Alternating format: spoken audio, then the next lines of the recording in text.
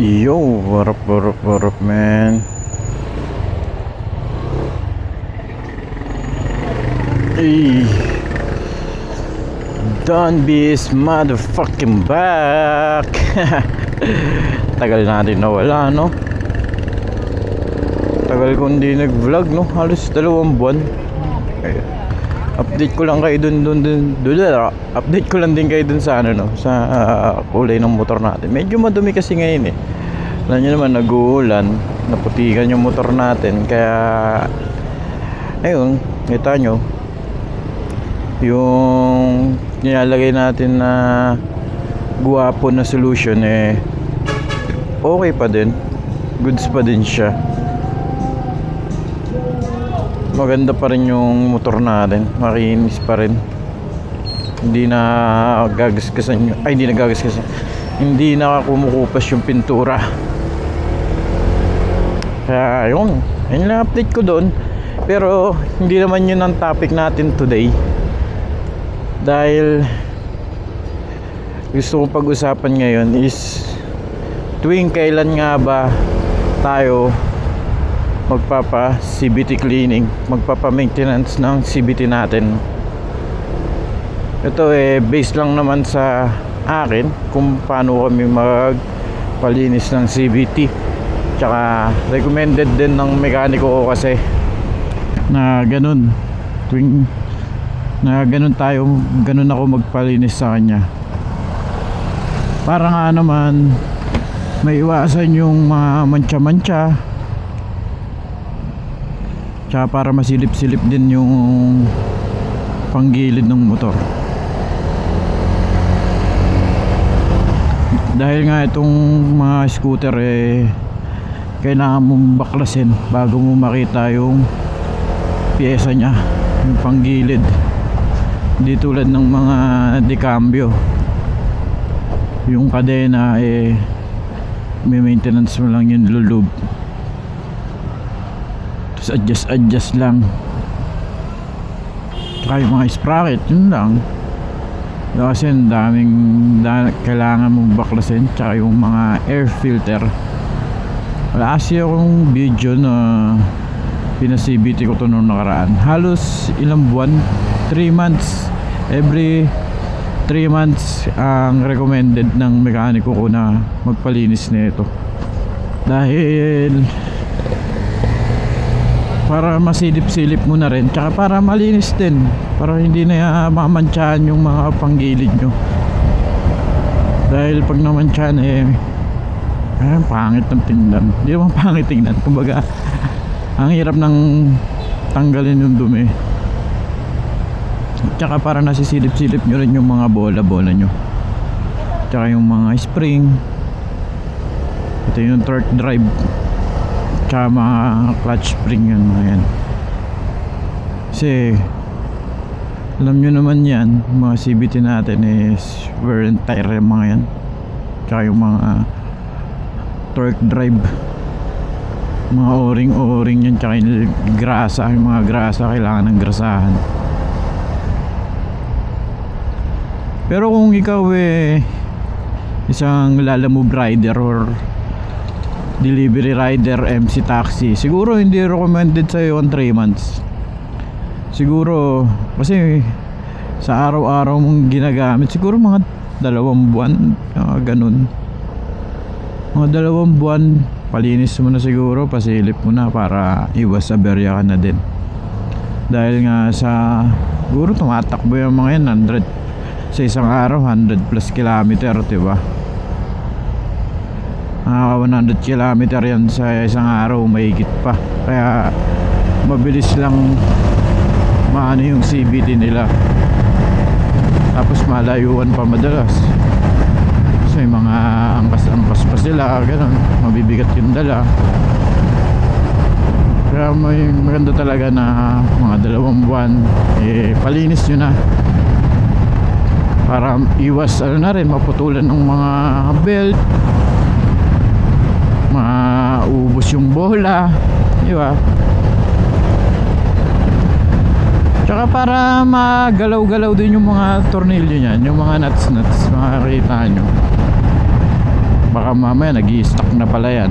Kaya ako madalas gusto ko, kahit hindi ko to madalas ginagamit, pinapabuksan ko pa rin yung panggilid. Tsaka ito rin pala, tip lang, sabi lang din to sa akin ng mekaniko. Kumbaga every pangalawang linis nyo papabaklas yung torque drive, dahil nga yung o-ring yan kapag laging binubuksan, yung o-ring nagluluwagan. Kaya kailangan kada pangalawang linis mo siya papabuksan, wag yung lagi, hindi yung every wag papalinis bubuksan yung torque drive. Pwede naman yun linisan ng kahit hindi na binubuksan yun. Dahil na ngayon may mga ultrasonic na napalinis, may mga CVT cleaner.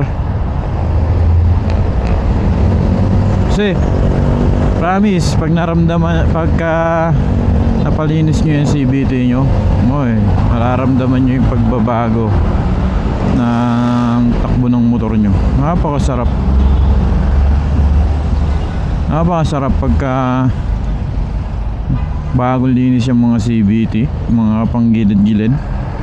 Ay nako, alam mo, baby ulit yung motor mo to. Tapos palitan nyo na rin kung kailangan ng palitan. Huwag nyo nang abutin pang masira. Baga yung pwede pa, yung alam yung pwede pa, hindi yung pwede pa, yung pwede lang. Kasi yung pwede lang parang mga ilang takbuhan na lang yan, lalo na kung mga MC taxi ka, abala yan sa'yo, abala rin sa pasahero mo. Kaya maganda lagi nyo sisilipin yan.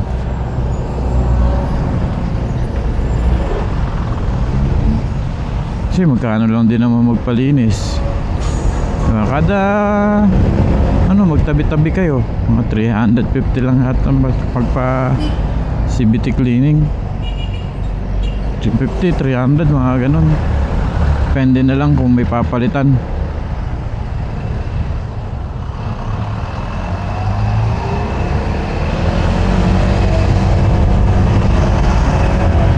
Mga bola-bola naman na yan, hindi naman madaling masira, hindi naman madaling mapudpud. Gaway po.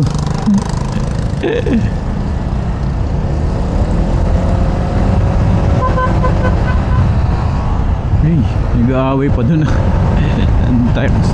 Tricycle driver tsaka rider.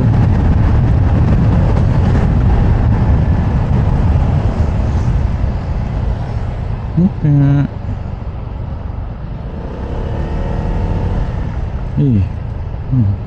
Yung busa.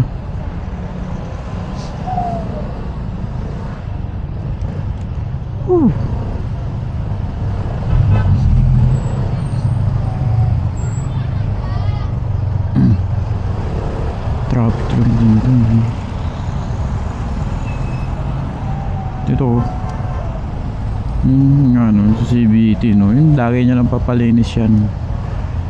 Tapos ito, vibrate pa rin ng motor ko. Napalinis ko na to, pero lakas ng vibrate, hindi ko alam, baka siguro sa pagka lowered na to siguro, kaya kailangan ipaayos ko na ulit yung lowered na ito sa harap. Siguro kailangan to i-repack para maayos na.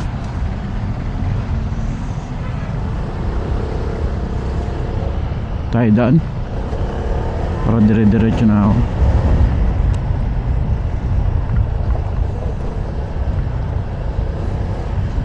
Pag papaayos ko ulit tong shock ko sa harap.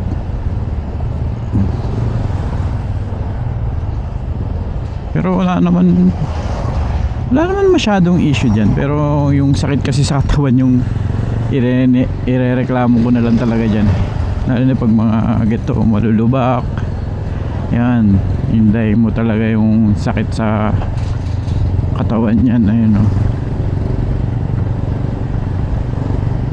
Kasi nga diba yung last na ride namin nung Tagaytay ba yun, nung Batangas pala, grabe yung alon dun, yung lubak.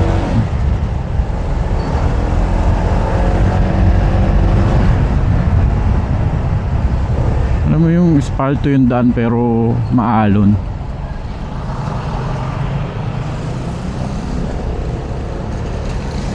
Maganda kasi dito.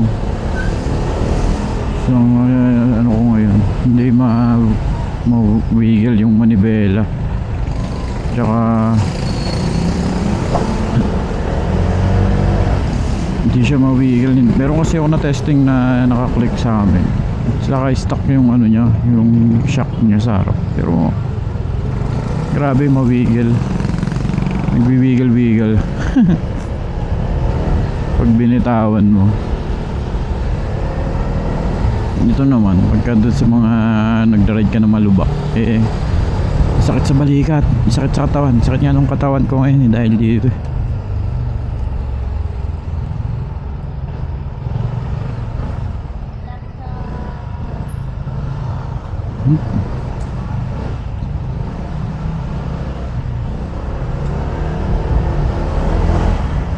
Kaya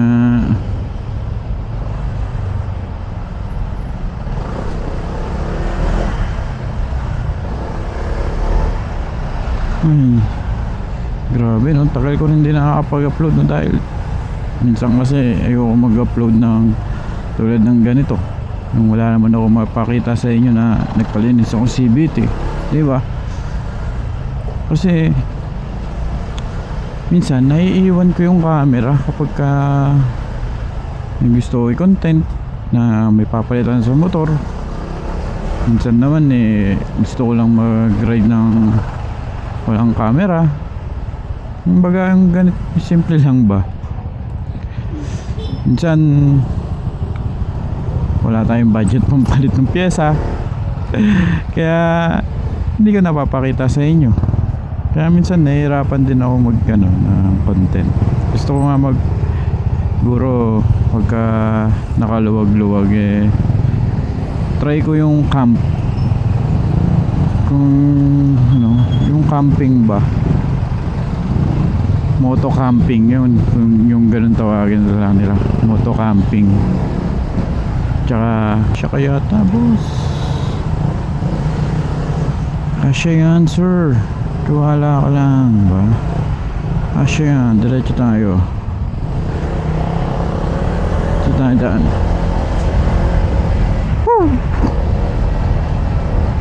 Yun lang men, gusto ko lang i-ano sa inyo, yung magpalinis tayo ng CBT natin every 3 months or kaya every 6K odo, gano'n, kung anong mauna. Kasi kung 6K or 5K odo, gano'n. Kasi kung mga delivery rider ka, hindi ubra sa'yo 3 months, saglit lang sa'yo yung 6K odo. Yung mga MCA taxi ka, saglit lang yun sa'yo. Siguro kung mga bahay office ka lang, pamalengke, siguro 3 months yun, uubra sa'yo yun. So itong akin 3 months, pamalengke lang to wala kang office kasi ito 3 months ano, tsaka change oil lang din ito nun doon lang siya magwa 1.5. Yun lang ang ano sa'yo. Siguro dito ko natatapusin yung video mga idol. Babush! Woo!